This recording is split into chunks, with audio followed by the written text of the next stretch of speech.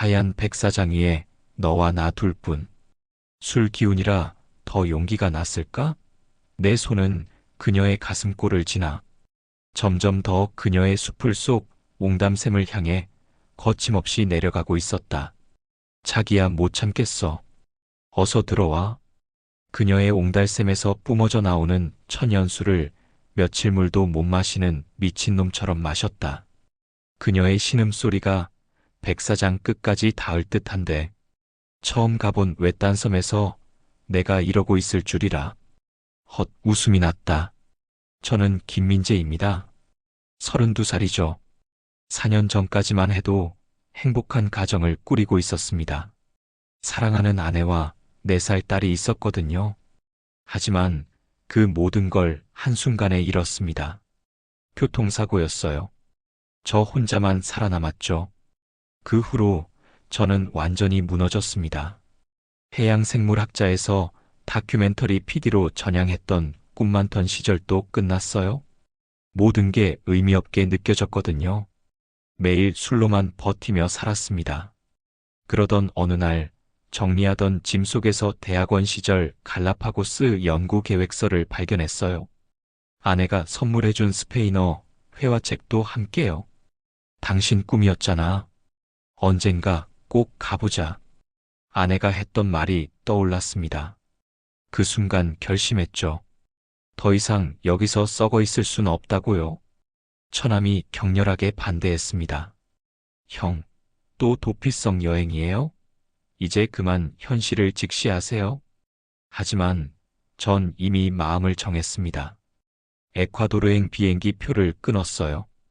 에콰도르 키토 공항에 도착해서 현지 신문을 보는데 깜짝 놀랐습니다. 한국에서 온 해양생물학자, 갈라파고스 인근 섬 연구 예정. 제 이야기였어요? 누군가 잘못된 정보를 흘린 모양이었습니다. 하지만 이상하게 운명같이 느껴졌죠. 갈라파고스는 너무 상업화되어 있었습니다. 진짜 원시 자연을 보고 싶었어요. 현지 어부들에게 물어봤습니다. 관광객이 없는 외딴 섬 없나요?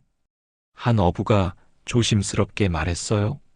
이사벨라 섬이라는 곳이 있긴 한데 거긴 좀 특별해요. 뭔가 의미심장한 말투였습니다. 더 자세히 물어봤지만 대답을 피하더군요. 호기심이 더 생겼어요. 그곳으로 가기로 결심했습니다. 작은 어선을 타고 이틀을 항해했습니다. 바다는 거칠었지만 오히려 마음이 평온해졌어요. 마침내 이사벨라 섬이 보였습니다. 선장이 걱정스런 얼굴로 말했어요. 정말 여기서 내릴 거예요? 다음 배는 언제 올지 몰라요. 전 망설임 없이 대답했습니다. 네, 여기서 내릴게요. 해변에 발을 디딘 순간 뭔가 이상했습니다. 사람들이 나타났는데 모두 여성이었어요. 그것도 젊은 여성들만요. 가장 앞에 선 여성이 스페인어로 말했습니다. 다행히 아내가 준 회화책 덕분에 대충 이해할 수 있었어요. 당신이 한국에서 온 생물학자죠? 신문에서 봤어요? 그 여성이 카르멘이었습니다. 29살, 이 섬의 리더 같은 존재였어요. 저는 당황했습니다. 아, 네, 맞습니다만. 여기는 여성분들만 계신가요? 카르멘이 씁쓸하게 웃었어요. 남자들은 다 본토로 일하러 갔어요. 새우 양식장에서 돈을 벌어야 하거든요. 남은 건 우리 13명 뿐이에요. 순간 심장이 뛰었습니다. 제가 이 섬에서 유일한 젊은 남성이란 뜻이었어요. 다른 여성들도 하나둘씩 나타났습니다. 루시아는 26살로 열정적인 성격이었고 이사벨은 31살로 차분했어요. 모두 저를 신기하게 쳐다봤습니다. 우리 마을로 가요? 숙소를 준비해 드릴게요. 카르멘의 안내로 마을에 들어갔습니다. 생각보다 잘 정돈되어 있었어요. 하지만 뭔가 허전한 느낌이었죠. 남성들의 부재가 확연히 느껴졌습니다. 그날 밤 카르멘이 섬의 사정을 자세히 설명해 줬어요. 2년 전부터 젊은 남자들이 하나 둘 떠나기 시작했어요. 여기선 돈을 벌 수가 없거든요. 그럼 가족들은요? 떨어져 살고 있어요. 언젠가 돈을 모으면 데려가겠다고 하는데 카르멘의 목소리에 슬픔이 배어 있었습니다. 그때 깨달았어요. 이 여성들이 얼마나 외로웠을지를요. 며칠 지나면서 이상한 분위기를 느꼈습니다. 여성들이 저에게 보이는 관심이 심상치 않았어요. 루시아가 가장 적극적이었습니다. 민재, 우리 바닷가재 잡는 거 도와줄 수 있어요? 루시아는 가슴이 다 보이는 얇은 옷을 입고 가슴을 흔들면서 내게 말했다. 물론이죠. 제 해양 생물학 지식이 도움이 됐습니다. 바닷가재들의 서식지와 패턴을 분석해서 효율적인 포획 방법을 알려줬어요. 와, 정말 대단해요. 우리가 몇 년 동안 못 잡던 걸 하루 만에? 루시아의 눈빛이 심상치 않았습니다. 뭔가 다른 감정이 섞여 있었어요. 이사벨도 마찬가지였습니다. 민재 씨, 혹시 시간 있으시면 우리 집도 봐주실 수 있나요? 저는 바다 전문인데. 괜찮아요? 당신은 뭐든 잘할 것 같아요. 분위기가 점점 이상해졌습니다. 13명의 여성들 사이에서 은근한 경쟁이 시작된 거예요. 카르멘이 저를 따로 불렀습니다. 민재 씨, 혹시 부담스러우시죠? 아니에요. 그런데 왜 그런 걸까요? 이 섬에 젊은 남자가 온 게 3년 만이에요. 게다가 당신은 똑똑하고 친절하죠. 카르멘의 설명을 들으니 이해가 됐습니다. 하지만 동시에 부담스러웠어요. 그날 밤 루시아와 이사벨이 티격태격하는 소리가 들렸습니다. 내가 먼저 민재에게 관심 보였어. 나이가 더 많은 사람이 우선이야. 상황이 복잡해지고 있었습니다. 저는 어떻게 해야 할지 몰랐어요. 하지만 이상하게도 카르멘에게만은 특별한 감정을 느꼈습니다. 그의 차분하고 지혜로운 모습이 마음을 끌었어요. 혹시 이게 사랑일까요? 죽은 아내에 대한 죄책감 때문에 인정하기 싫었지만요. 한 달이 지났습니다. 저는 점점 이 섬의 생활에 익숙해졌어요. 그리고 카르멘에 대한 감정도 더 확실해졌습니다. 카르멘도 저에게 특별한 감정을 보였어요. 다른 여성들과는 달리 조용하고 깊이 있는 대화를 나눴거든요. 민재 씨는 왜 여기까지 오셨어요? 진짜 이유가 있을 것 같은데. 저는 망설이다가 솔직하게 털어놨습니다. 아내와 딸을 잃은 이야기, 그리고 삶의 의미를 찾고 있다는 이야기를요. 카르멘이 조용히 말했어요. 저도 남편을 잃었어요. 2년 전에 본토에서 사고로 죽었죠. 우리는 서로의 아픔을 이해할 수 있었습니다. 그 순간부터 더 가까워졌어요. 그러던 어느 날 밤, 갑자기 화산 활동이 시작됐습니다. 땅이 흔들리고 하늘이 붉게 물들었어요. 모두 높은 곳으로 피해야 해요. 카르멘이 외쳤습니다. 하지만 혼란 중에 카르멘이 넘어졌어요. 발목을 다친 모양이었습니다. 저는 주저없이 카르멘을 업었어요. 괜찮아요? 제가 모실게요. 고마워요, 민재. 그 순간 우리 눈이 마주쳤습니다. 심장이 미친 듯이 뛰었어요. 카르멘의 눈에도 같은 감정이 보였습니다. 안전한 곳에 도착한 후 카르멘이 말했어요. 민재 씨, 당신이 좋아요? 저도 더 이상 숨길 수 없었습니다. 저도 카르멘을 사랑합니다. 우리는 붉은 하늘 아래에서 첫 키스를 나눴어요. 4년 만에 느끼는 사랑이었습니다. 이제 카르멘의 집에서 생활하게 되었어요. 매일 밤 그녀 풍만한 가슴과 옹달샘에서 나오는 첫 연수를 마음껏 먹는 생활을 즐기고 있었죠. 하지만 마음 한구석에는 여전히 죄책감이 있었어요. 죽은 아내를 배신하는 건 아닐까 하는 생각이 들었거든요. 그런데 그날 밤 꿈에 아내가 나타났습니다. 여보, 이제 행복해져도 괜찮아. 나도 그걸 원해. 꿈에서 깨어나니 마음이 한결 가벼워졌습니다. 이제 진짜로 새 삶을 시작해도 될 것 같았어요. 카르멘과 연인이 된 후 다른 여성들의 반응이 갈렸습니다. 대부분은 축복해줬지만 루시아만은 달랐어요. 루시아가 저를 따로 불렀습니다. 민재, 정말 카르멘이 좋아요? 네, 그렇습니다. 루시아의 얼굴이 일그러졌어요. 그럼 어쩔 수 없네요. 하지만 기회는 아직 남아있어요. 무슨 뜻인지 이해할 수 없었습니다.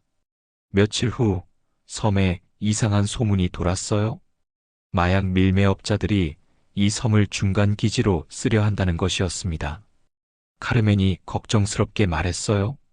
민재, 당신 혹시 위험할 수도 있어요? 외국인이잖아요. 그때 루시아가 나타났습니다. 민재, 내가 도와줄 수 있어요? 하지만 조건이 있어요? 무슨 조건이요? 나를 선택해요. 그럼 안전하게 해줄게요. 저는 황당했습니다. 루시아, 무슨 소리예요? 카르멘을 포기하고 나를 선택하라고요. 안 그러면 당신을 에콰도르 당국에 신고하겠어요? 불법 체류자라고. 협박이었습니다. 저는 분노했지만 동시에 두려웠어요.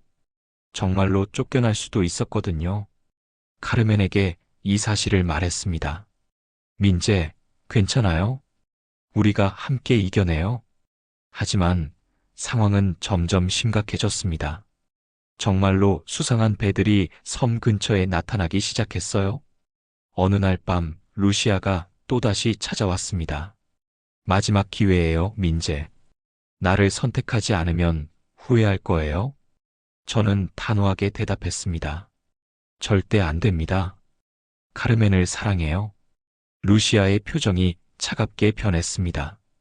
그럼 어쩔 수 없네요. 내일 당국에 연락하겠어요? 위기가 닥쳤습니다. 어떻게 해야 할까요? 다음 날 아침 깜짝 놀랄 일이 벌어졌습니다. 루시아가 갑자기 모든 여성들을 모아놓고 발표를 했어요. 여러분, 저 임신했어요? 모두가 깜짝 놀랐습니다. 저도 마찬가지였어요. 루시아가 저를 쳐다보며 말했어요. 민재가 아기 아빠예요. 순간 머리가 하얘졌습니다. 말도 안 되는 소리였거든요. 저는 루시아와 그런 관계를 가진 적이 없었어요. 뭐라고요? 그건 거짓말이에요. 무슨 소리예요? 분명히 그날 밤 루시아가 거짓말을 지어냈습니다. 하지만 다른 여성들은 당황해했어요. 특히 카르멘의 표정이 굳어졌습니다. 카르멘, 저는 정말 아무것도 한 적이 없어요. 믿어요, 민재. 하지만 루시아는 왜 거짓말을 하는 거죠? 며칠 후 충격적인 진실이 드러났습니다. 마리아라는 여성이 저에게 몰래 말했어요. 민재, 사실 4개월 전에 콜롬비아에서 온 남자가 있었어요. 마약업자 같았는데 루시아가 그와 만났어요. 정말요? 네, 그 남자가 아기 아빠일 거예요. 루시아가 그걸 숨기려고 당신을 이용하는 것 같아요. 진실을 알고 나니 화가 치밀었습니다. 루시아를 찾아가서 따졌어요. 루시아, 진실을 말하세요. 아기 아빠가 누구죠? 루시아가 울먹이며 무너졌어요. 미안해요. 정말 미안해요. 그 남자는 마약업자였어요. 무서워서 말 못했어요. 그래서 저에게 뒤집어 씌우려고 한 거군요. 용서해 주세요. 정말 죄송해요. 진실이 밝혀지면서 섬의 분위기가 완전히 바뀌었습니다. 루시아는 다른 여성들에게 사과했고, 저와 카르멘의 관계도 다시 회복됐어요. 하지만 더 큰 놀라움이 기다리고 있었습니다. 루시아 사건이 정리된 후 카르멘이 이상한 증상을 보이기 시작했습니다. 아침마다 구토를 하고 자꾸 피곤해했어요. 카르멘, 괜찮아요? 잘 모르겠어요. 몸이 좀 이상해요. 혹시나 해서 물어봤습니다. 혹시 임신은 아닐까요? 카르멘이 놀란 표정을 지었어요. 설마요? 하지만 가능할 수도 있겠네요. 며칠 후 카르멘의 임신이 확실해졌습니다. 이번에는 정말 제 아이였어요? 민재, 우리에게 아기가 생겼어요? 저는 기쁘면서도 복잡한 감정이 들었습니다. 4년 전 잃은 딸 생각이 났거든요. 과연 다시 아빠가 될 수 있을까요? 카르멘이 제 손을 잡았어요. 무서워요, 민재. 하지만 당신과 함께라면 할 수 있을 거예요. 저도 결심을 굳혔습니다. 네, 우리 함께 해봐요. 임신 소식이 퍼지자 섬의 분위기가 완전히 달라졌어요. 모든 여성들이 카르멘을 보살피기 시작했습니다. 루시아도 진심으로 축하해줬어요. 민재, 카르멘, 축하해요. 제가 저지른 일 정말 미안했어요. 괜찮아요, 루시아. 이제 다 지난 일이에요. 그런데 더 놀라운 소식이 있었습니다. 루시아가 진실을 털어놓은 덕분에 그 콜롬비아 마약업자가 체포됐다는 소식이 들려왔어요. 정의가 실현됐네요. 카르멘이 안도의 한숨을 쉬었습니다. 임신이 진행되면서 저는 새로운 감정을 경험했어요. 죽은 딸에 대한 그리움이 새로운 희망으로 바뀌고 있었습니다. 아내의 조개 목걸이를 만지작거리며 생각했어요. 여보, 우리에게 새로운 기회가 온 것 같아. 그날 밤 또 꿈에 아내가 나타났습니다. 여보, 행복해져도 돼. 새 가족을 사랑해도 괜찮아. 이제 정말로 새 삶을 받아들일 준비가 됐습니다. 카르멘의 출산일이 다가왔습니다. 섬에는 의료시설이 없었지만 13명의 여성들이 모두 도와주겠다고 했어요. 민재, 무서워요? 괜찮아요, 카르멘. 제가 여기 있잖아요. 진통이 시작됐습니다. 카르멘이 고통스러워하는 모습을 보니 마음이 찢어질 것 같았어요. 힘내요, 카르멘. 곧 우리 아기를 만날 수 있어요. 12시간의 긴 진통 끝에 드디어 아기 울음소리가 들렸습니다. 태어났어요. 건강한 아들이에요. 그 순간 눈물이 쏟아졌습니다. 4년 만에 다시 아빠가 됐어요. 우리 아들이에요, 민재. 카르멘이 지친 얼굴로 웃으며 말했어요. 작고 귀여운 아기를 보니 가슴이 벅찼습니다. 안녕, 아들아. 아빠야. 13명의 여성들이 모두 축하해줬어요. 루시아도 진심으로 기뻐했습니다. 정말 예쁘다. 우리 모두 이 아이를 함께 키우자. 섬에 오랜만에 아기 울음소리가 퍼졌어요. 모든 사람들의 얼굴에 희망이 보였습니다. 며칠 후 에콰도르 정부에서 공무원이 왔어요. 섬의 발전을 위한 지원을 약속했습니다. 앞으로 이 섬에도 기본적인 의료시설과 교육 지원을 하겠습니다. 정말 다행이었어요. 아이가 건강하게 자랄 수 있는 환경이 만들어지는 거죠. 저는 카르멘과 아이를 안고 해변에 나가봤어요. 푸른 바다가 평온하게 출렁이고 있었습니다. 카르멘, 정말 여기서 계속 살 수 있을까요? 물론이에요. 이제 이곳이 우리 집이에요. 아이가 제 품에서 조용히 잠들어 있었어요. 이 작은 생명체가 제게 새로운 의미를 줬습니다. 4년 전 모든 걸 잃었다고 생각했는데 이제 더 큰 행복을 얻었어요. 갈라파고스 근처의 작은 섬에서 13명의 여성들과 함께하는 새로운 삶. 그리고 사랑하는 아내와 아들. 고마워, 카르멘. 당신 덕분에 다시 살아갈 이유를 찾았어요. 저야말로 고마워요, 민재. 당신이 우리에게 희망을 줬어요. 바닷바람이 살랑 불어왔습니다. 아이가 살며시 미소를 지었어요. 마치 이 모든 상황을 축복해주는 것 같았습니다. 이제 저의 새로운 인생이 시작됐습니다. 더 이상 과거에 매여 살지 않을 거예요. 이 아름다운 섬에서 카르멘과 아들, 그리고 13명의 든든한 동료들과 함께 행복한 미래를 만들어 나갈 겁니다.